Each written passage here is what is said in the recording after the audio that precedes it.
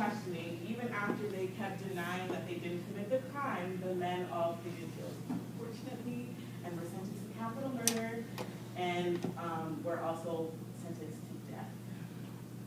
So the outcome of this case, the Supreme Court ruled in favor of the men, and they said that the confessions received were coerced and could not be used in a court of law. And these were also some other factors. They held them without formally charging them. They weren't allowed any outside contact, so no talking to any friends, family, loved ones, siblings, wives, husbands, all that, and they were denied counsel. So because of all those factors, their case got overturned and they were set free. So what should the men have done differently in this situation? Well, like, it's clear that they didn't really know their rights, but had they known their rights, they could have been, well, one, asked for a representation, two, they could have been like, oh, I don't come to like sent off to the union. So lots of things that had to be. But because of the time period, like, I'm thinking all of this, like, yes, those were the things they were supposed to do, but like, they weren't listening to those issues they asked.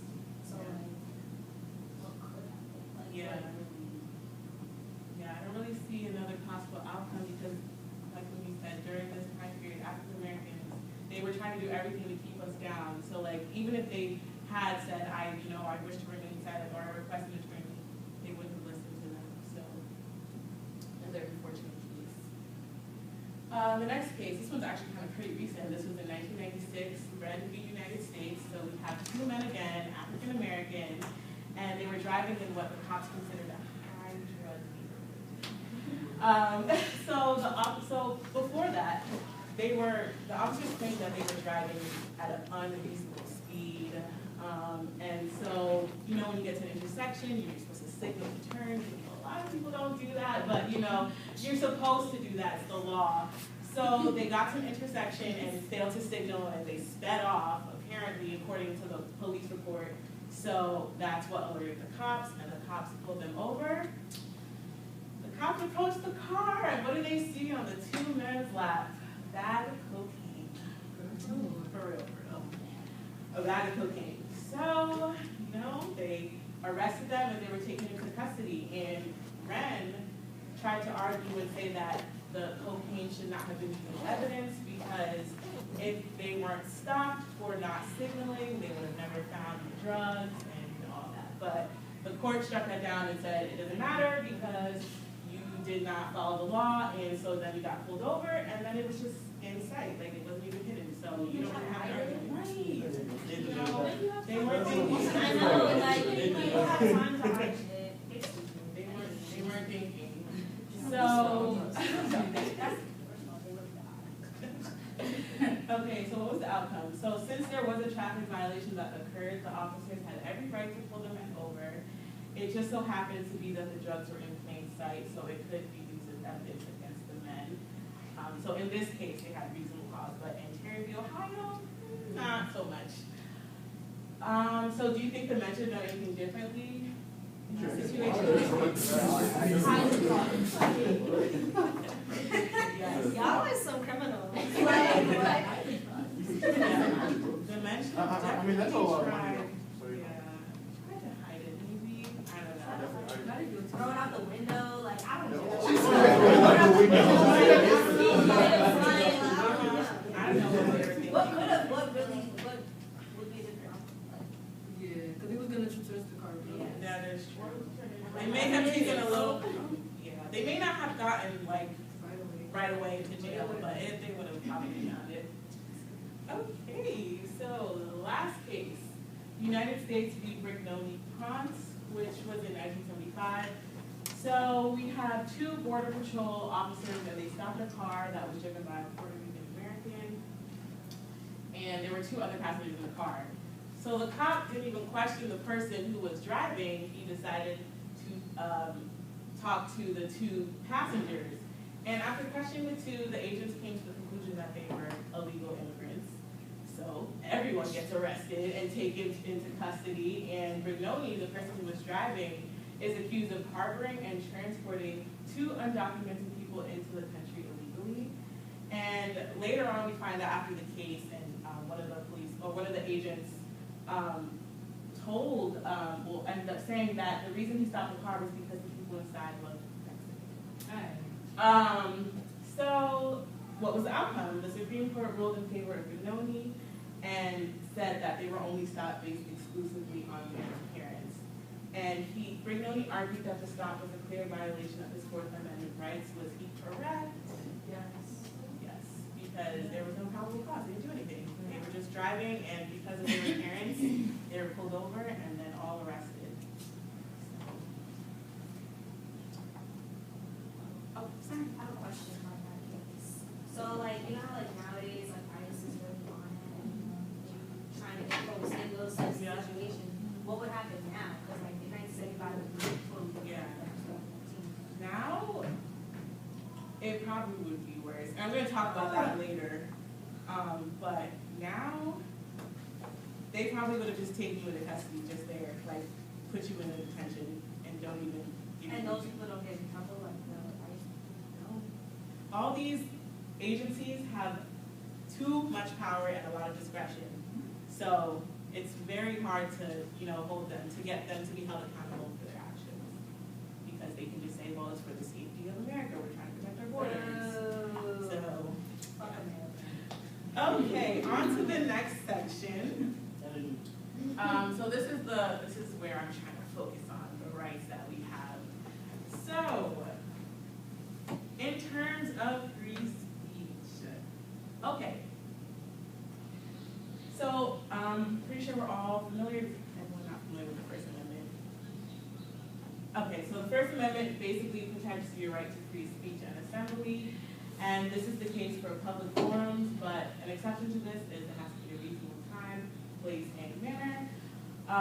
And then there's quasi-public forums, which means that it's backed up by a government agency, but, it's backed up by by a government agency, but they give out like public forums. So like an example of that would probably be like if a senator was having like a town hall meeting or something, like, anyone can come to that, but that's kind of backed up by the government. And then the last one is private forums, which is really hard to try to say, which is very limited in protection for the First Amendment because it is private property. So whoever's owning that property can do off or whatever you say, and you can't do anything about it because it's private property. Yeah. So the First Amendment also protects the rights of individuals to advocate changes in the law and government. So you're allowed to protest for a better government or changes in the laws and stuff like that. However, ICE officials often target the undocumented if there's a legitimate technical basis to the court. So I'll explain that.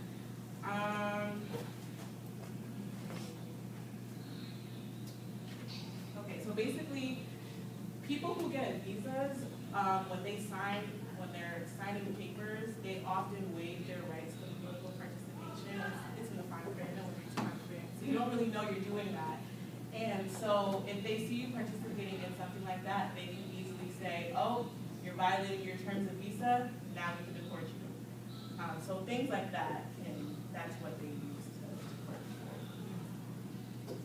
All right, in terms of search warrants, so to begin, let me define what a warrant is. A warrant is a piece of paper that's signed by a judge. It has to have a date, the time, the areas they're going to search, and what they're going to take.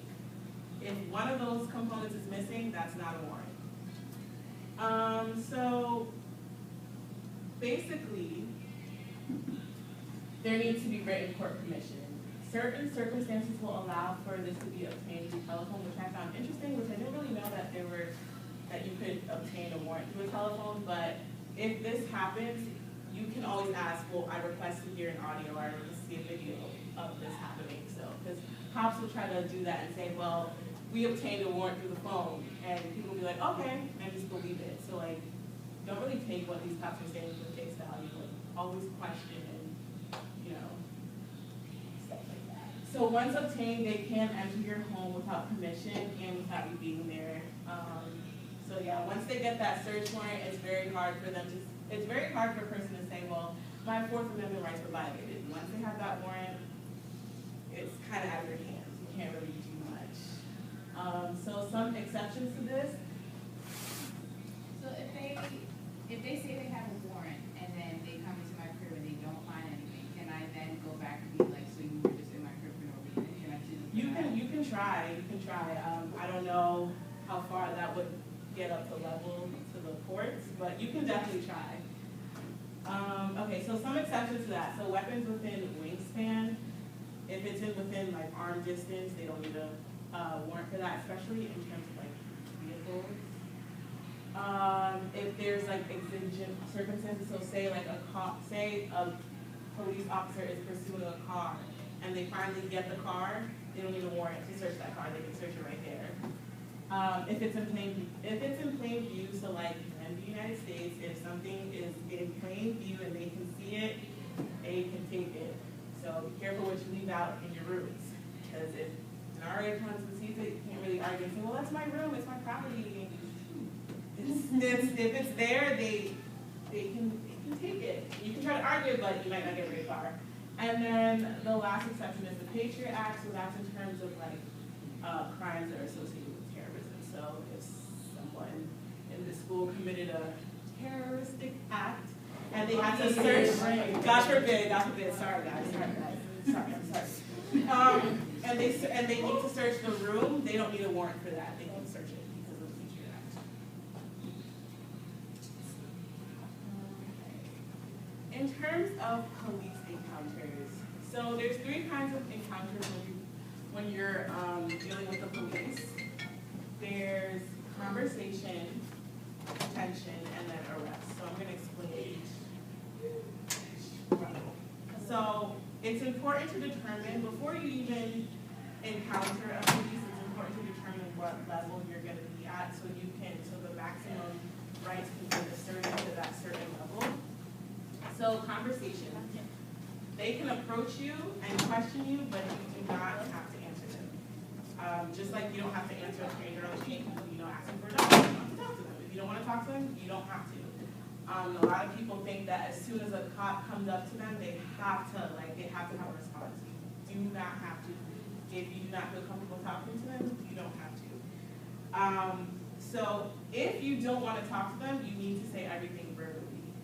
Silence equals agreement in legal terms. So if you're silent, they're just going to think that you're agreeing to them talking to you.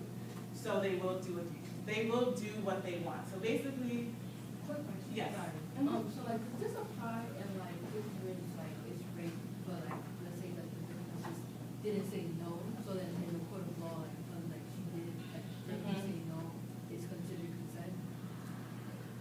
So they can try to argue that. I'm not really sure how that works for like cases like that. But I just know that in terms of this, like, you can't be silent. Like, you can't like shake your head or not. Like, you have to say yes or no. So yeah, I don't have an answer for that. I wish I knew, but I don't know. Because some of those are unconscious. Yeah, that's what I'm saying. Yeah, it would probably depend on the circumstance. So basically, the first section, if you don't want to talk to them, just say it with your chest. But make sure we're polite, politely refuse and say, no, I do not want to talk to you at this moment. Don't be rude. That's not nice. So if you do agree to speak with them, it's all voluntary. But the information you give them can be used against you or someone else. So choose your words wisely. At this stage, ID is not required unless you're in a vehicle. So if a cop comes up to you on the street or any kind of government agent and says, let me see your ID, you do not have to show them anything. You just have to verbally consent and say no. Yeah, so just politely but firmly refuse to speak to them. The second section, detention. So if an officer reasonably suspects you've been involved in a crime, they can detain you for questioning. And reasonable suspicion is something that's more than a hunch. Like, they have to be able to put it into words. They can't just say, well, you're just kind of funny, so I think that you're about to commit a crime. Mm-hmm. That's not reasonable suspicion. That won't fly. So yeah, it has to be something that's more than a hunch. And when you're detained, remember to ask why you were being detained. A lot of people just kind of go with the flow and they're like, okay, I important to like question everything, like why am I being detained? Because a lot of the times, they just detain us for no reason. So it's important to ask why you're being detained, because most of the times they can't even give you an answer, and most of the times they'll let you go after you ask that. So in this stage, you do have to tell them 3 basic pieces of information: name, address, and date of birth. Please don't give any false names. Just say your real name and your date of birth and your address. That's all you have to give them. You don't have to give them social security, you don't have to give them anything else but those 3 basic pieces of information. You can also be patted down at this stage, but that's only if they suspect you pose a threat. So like they're just trying to make sure you don't have any weapons on you, things of that nature. So now arrest. If you're placed under arrest, most of the time, most likely, you're probably going to be going to jail. You may not stay very long, but you're probably heading in that direction. So stay calm and remember your rights. It's being in that situation, there's a lot of emotions going on. You feel upset, you feel angry, you want to curse, you want to get loud, but it's important to stay calm and remember that you do have rights that you can exercise. Once you get to the station, immediately ask for a lawyer. That's the first thing. Before you even ask for water, ask for a lawyer. And assert your right to remain silent. Do those 2 things and you should be good most of the time. If you're under 18, which I don't think you're under 18. Okay, but if you are under 18, you do have the same rights, but jails will only release you if a parent comes down and picks you up. So in this stage, a lot of people try not to provide with a name, provide like the station with a name, but doing this only harms you, and it makes you ineligible for release or getting a court-appointed attorney. So just tell them your name, I beg. So at this stage, police have to allow you to make a phone call, and legally they can't listen, but that doesn't stop them. So be careful of what you say. Just assume that they're always listening. Just assume that. But legally, they're not allowed to listen. But they don't listen to rules. And don't talk to anyone but your lawyer. You never know who's listening. So you have, in this stage, it's you against them. You don't know who anyone is. You can't trust anyone. So don't open your mouth to anyone but your lawyer. So a couple reminders. What you say can and will be used against you. So stay calm and in control of your words. Try to keep your hands visible at all times when you're in a car. Try to keep your hands on the steering wheel.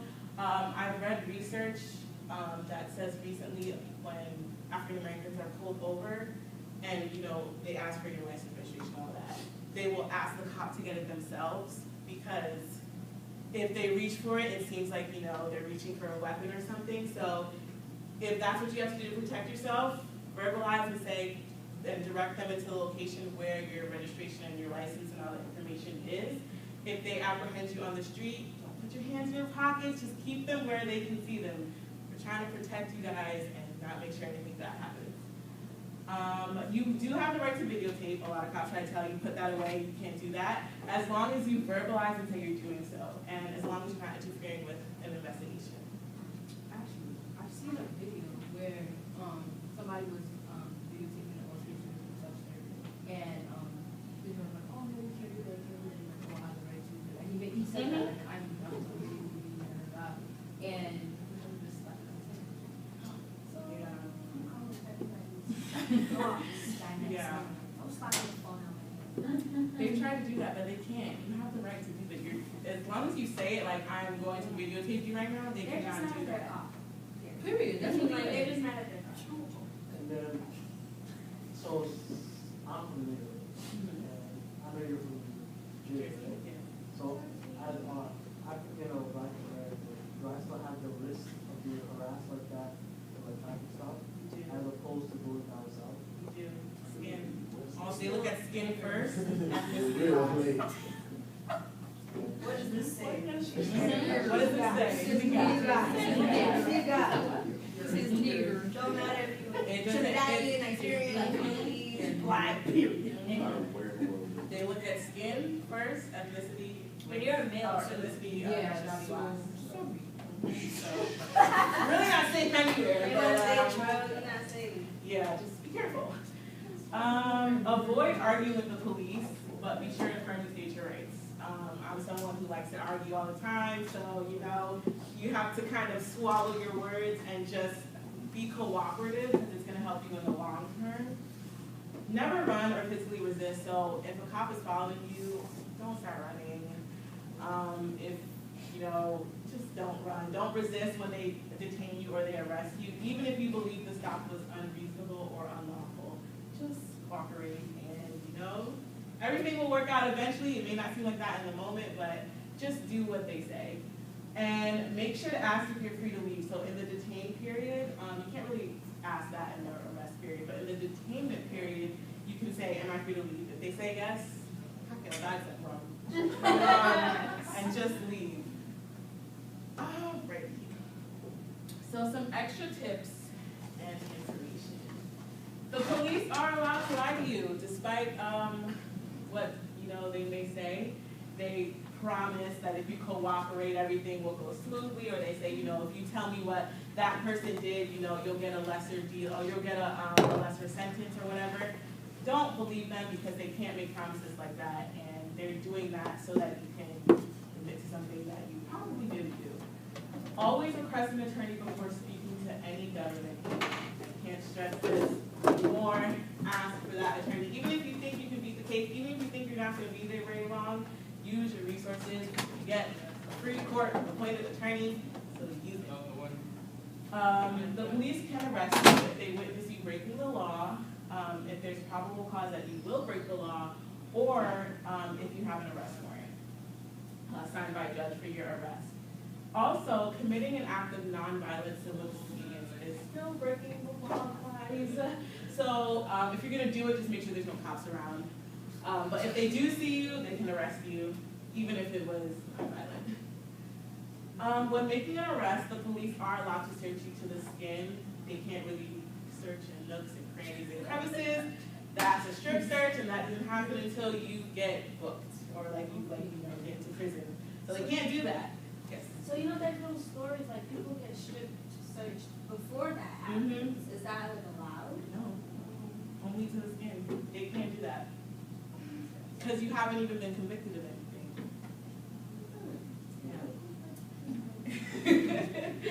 Yeah. So they can search bags and your vehicle, but they can't search your trunk. So in order to search your trunk, they have to search our trunk at Spring Fling. So why are they searching our trunks? They can search what they see, but because the trunk is locked, they have to get a warrant for that. I'm about to bring that up for the next one. Oh, that's crazy. Listen. Well, It does search my Yeah, trunk. I definitely saw it. If you get caught with anything, like let's say I have weed, right? They catch me in my car. Can they check my trunk? Or can they check? They always say open your trunk, please. Yeah. You say, I don't consent to that search. They can't do that. That's how they get physical with you, and then you're not cooperating with the cops. Then you're resisting, and You know, pussy, it's crazy. Yeah, no, they can't do that. Don't we have a contract that we signed like our years ago? Like student contract type thing? It might be. Because I know that can be in it, they can do that. Yeah, It might be. you might be, not really sure. But yeah, so be sure to invoke your Fifth Amendment rights. You can't just say, I invoke my Fifth Amendment rights. You have to say something of the sort like, I'm going to remain silent and I want to contact an attorney. Or, I'm asserting my right to stay silent and I wish to speak to an attorney. So, yes. okay. If you just said silent equals consent, then how is the Fifth Amendment anything? What do you mean? Because before you said that if I'm silent in the eyes of the law, that means that I agree to whatever they're saying. So how can I then say I plead the Fifth if that means I please be silent? How do those two? Well, it's more in terms of like, you're not gonna say anything that's going to incriminate yourself. Like when people say that, like it's not like in terms of like just remaining silent. Like in total, it's like I plead the Fifth. Like it's so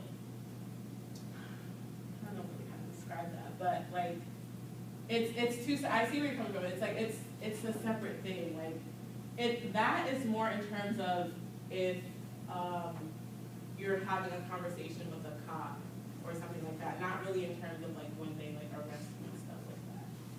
I'd probably describe that, I'd probably explain that really bad, but I kind of get it. yeah. Okay, on to the last section, so this is gonna be talking about special rights and concerns for undocumented people. That is an ongoing problem currently with the administration that is trying to build a wall and keep away undocumented people from coming into the country. So I'm gonna talk about some of their rights and what they can do. So in terms of ICE, immigrants have the same rights as citizens. You do not have to answer any official questions unless you're speaking to a judge. So ICE cannot enter your home without your consent. You do not have to answer the door, you don't have to answer the phone. However they're trying to contact you, you don't have to answer them. It's important to assert your rights. Not doing this can involuntarily waive your rights, and ICE can deport you, so they look for any little reason to take you up and remove you from your family. Do not rely on agents or a family member to translate important legal information. I wouldn't even trust ICE agents to ask them anything about legal information because they'll probably put you in the wrong direction. And family may not really understand the complexity of the legal information they're telling you, so they may not be able to help you in that sense. So always request for an interpreter. In these cases, unfortunately, you're not entitled to a free lawyer. So carry the name and telephone number of an immigration lawyer who will answer your calls, and carry your papers and work authorization with you at all times. It sucks that you have to do that to prove that you can be in this country, but yeah, having a free lawyer only is in terms of criminal proceedings. So with things like this and other stuff, you have to pay for a lawyer out of your own pocket. You're also not required to disclose your country of origin or your citizenship status. So if an ICE officer tries to ask you that, you don't have to tell them that. That's none of their business. If you are here legally though, you should try to keep your papers on you because they'll try to get you. They'll really try to get you. And you could be here legally and then the next day you know you're back in your home country, even though you're allowed to be here. So keep those things on you. Make sure you make them get certified interpreters because they will try to bring anyone from the bush and just say this is an interpreter. So make sure that's a certified person who's been vetted. Don't sign any papers. Don't sign any papers. Don't trust anyone. If you sign a waiver, you can be deported without even seeing a lawyer. So don't sign anything that you don't understand before talking to your lawyer. Make sure you talk to your attorney first so they can direct you and guide you as to what you need to sign. Immigration laws are constantly changing, so ICE won't explain your options to you. So if you do encounter an agent, contact your attorney immediately. All right, in terms of deportation, after 6 months in detention, the state is allowed to place your children up for adoption. So this is for parents. The state is allowed to do that, as well as terminate any parental rights you have. So if you're in detention for over 6 months, that child is no longer yours. It is. This is like, That's what no, this you is mean. not, like, yeah, this is inhumane. That's what they were doing to the slaves. All jokes, if you look up slave laws, this is what they were doing to slaves. That is crazy. Who's in charge of No, this our shit? entire law enforcement system is based off the system that they use on Slavery, slavery. yeah. But like, who's in charge of implementing these laws? Why you I want to know the number, like, who's in charge of this shit, because this is they got like little ass 8-month-old babies without parents and like crying for 2 months straight because you know why, they haven't had any affection and shit, they haven't had Definitely the president. Yeah. We got rid of, in Australia, they got rid of guns, automatic weapons in like less than a week, and we can't even have decent, like, actually everything. What's that still got water? still don't got water. That's It bad. still doesn't have They water didn't- after they didn't- 5 they years. don't need a village to What build a word? church. The cathedral or Yo. Is it like the cathedral? Anyways, that shit got fucking whatever billion dollars They in good like for years. 72 hours. Like, what the They fuck? don't even need the donation. That the Catholic Church is worth $1.3 trillion, but we're not gonna talk about that. Hey! We're not gonna talk about that because that's neither here nor there. No, literally, the Pope, before the Pope could like pick up a pen to write a check to fix Facts. it, it was, they No, got it It was that done. donation. It was done. They had everything they needed. Disney was You sending have the money. insurance. All You these have all these No, all the US there companies was were French sending the money. businessmen. No, US companies were sending the money. And I- Oh, both I like just saw US the companies. Pope like donated like $500 something like to some organization. Don't mind that. Bro, did you go? He donated to the refugee like stuff that's happening at the border here, which is like cool and all, but the refugee crisis in Italy is max. So I don't understand how he had business going elsewhere, but he has shit happening in his own border. He's black ones. Anything to keep black people out of your backyard. You know, it's like, Yeah. So in order to avoid this, you want to set up emergency arrangements. Even if you think you won't be there very long, you know, things with ICE detention centers, you never know when you're gonna get out. They tell you a certain time period, but it can be longer than that. So set up emergency arrangements, sign a power of attorney that will give someone you know the power to care for your children in your absence so they don't end up in the system. Safe kids. If you are detained, there is a possibility of posting bail. However, this is very rare because a lot of the people that they are putting in these detention centers come from low-income families. They don't have the money to post the bail, so they just end up staying in those detention centers. But it does happen if you know you do have individuals, but not very often. Weren't they putting like babies with these detention centers and like a lot of these babies had like disease, like they had some type of like syndrome now or something, like they weren't expressing emotion, they weren't crying, there was something wrong with like some woman's child, and like she was crying because like she felt like something was off about her kid. No emotion. What do they do? Like they're It's like, shock, PTSD, that's what it is. yeah, so but what are they doing in these detention centers and how can we get them to stop? Like, who's it like? I really want to know who's in charge. Not white people, I dead ass want to know like Where's the these manager? like where's the But like, are there like websites to like petition these things? Yeah, no, there's a lot of websites that are petitioning that. I can try to find you a name, but it's just easy for them to get away with it because of the way the country is set up now. There's a majority of people who don't want these people in. So of course they're going to be okay with the detention centers and whatever inhumane activities happening in these centers because they're thinking that these people shouldn't be here anyway. This is what they get. So there is uproar, but not enough. I think you have your Oh yeah, I had a question. Who sets the bail amount? Because you know, they've been doing The judge. extremely high The judge. numbers, you know, with bail on the living These judges, these old ass judges be doing this shit. Everyone's in cahoots with each other. Yo, I can't wait till all the old heads just die. No, I'm sorry. The next That's 10 what years, years. the power structure is really gonna change in this country, and I can't fucking. But then again, if those are the niggas that's raising the next But you never know. Our generation is really like risky. Our generation,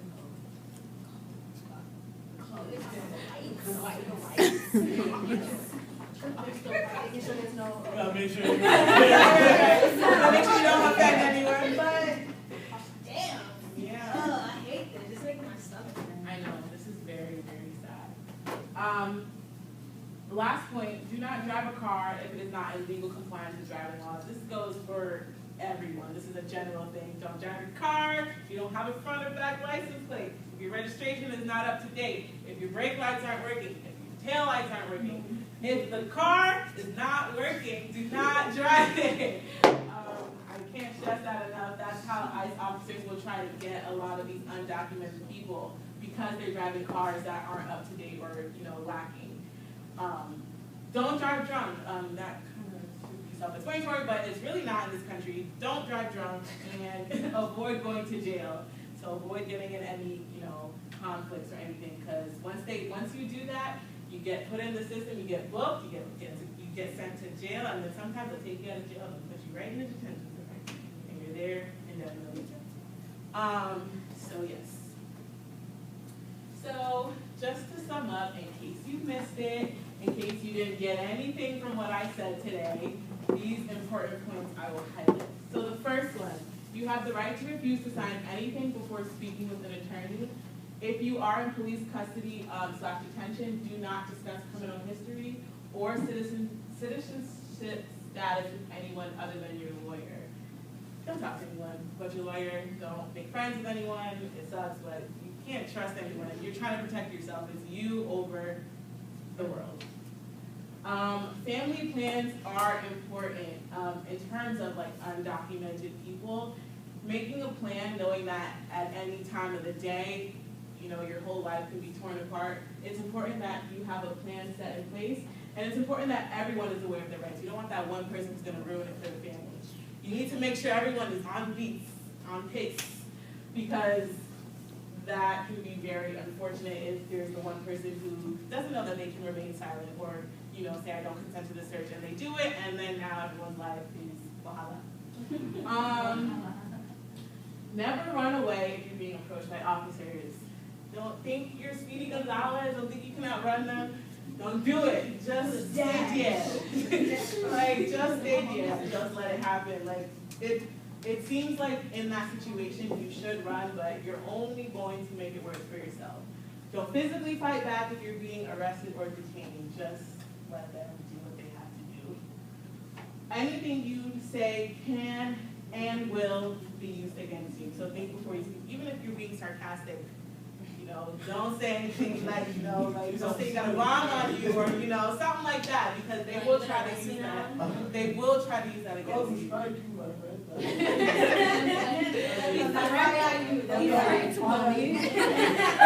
nothing, they will try to use that against you. She's blaming a terrorist attack. She's a terrorist. Yeah, like, just, you know. I can imagine. So Just cursing out an officer. I just go in my mind of like an African. You know, that should be. That should be a skit on that. Which is why I think it's important. This is why I'm doing this, because a lot of our, you know, relatives are, you know, loudmouths, and they want to rile up and they want to say everything, but they don't know the consequences of doing that. So it's good to just, you know, silence yourself if you don't have anything to say. If you wish to remain silent, make sure you verbalize it. And last point, don't carry any false documents, and don't try to lie to officers either. Like, that's not going to help you. Just tell them the truth, the whole truth, and nothing but the truth. That's it. That's what you should do. So now I have a quiz for you guys. Hey, whoa. What's the problem?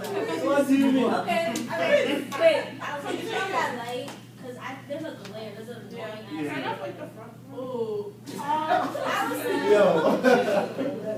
The front. Front. Sorry, yeah. Okay. So first question. You're required by law to tell the officer you have been drinking. False. True. I ain't telling off some shit. Yes, it's false. No, it is false. You're not required to say anything to the officer. You can tell them your name, but you don't have to say that. So you can remain silent, and the answer is false. Second question. If arrested, you should always ask for an attorney. Period. Period. True. Stop saying that ugly ass shit. We are saying I said period, not food. No, very cool. So, you have the right to protect yourself from information. Third question, you have to do a field sobriety test if the officer asks you to do one. False. True. True. What? True. That is false. That cop show, what's it called? This how you saw yourself. Remember when Chloe got arrested and Keeping Up with the Kardashians? They had her do a Facts. fucking- I know one set of facts. You don't have you have the right to refuse. You can't get in trouble for saying no to them. You don't have to do that. Like, I know I I'm. feel like. So then what happens? Yeah, You like, can you know, just say, I refuse to do that, and if they decide to, if they, I guess if they end up taking you to the station, then yes. But right then and there, you can say no. You don't have to do it. Jail for like, what, 3 hours? She could have avoided that. Yeah, she really could. Mhm. All right, fourth question. You should always have the police search your car. False. Oh, stop. Unless they have a warrant. You can just collect it, you know. And the last question, you have to show your ID when an officer asks you. Wait, so what do I say though? You can just tell them your name, you don't have to show them an ID. Paul, you're in a car. Because they can look you up anyway. That's the exception, unless you're in a vehicle, you have to show it. Right now. And if If I'm any- walking, if I'm at a festival and the police officer's like, yo, let me see your ID, what do I say, I'm not the law? See, though? Yeah. I have the right to say no. I'm like, nah, man. Yeah, no, you don't, unless you're in a car, they can't do anything. Can you walk away? Like, no, period. Can you walk away? Yeah, you can, after you say no, you can walk away, but walk away slowly, because, you know, you see you get a little pep in your step, they'll try to. Like, no, period, and can I tell them kiss my ass? Like, you don't have to. Oh, now you're trying to get us. You can say that. That's assault. No. Verbal assault, yeah, verbal assault. You can say that, but it's not advised, but you can. Hey, that's. They don't take that verbal assault shit seriously. Because they don't After that, Yeah. after that, So you said that your phone good or? Yeah, so, Like, she needs to go advance. any questions, comments? I'm at the end of my presentation. It's very cool.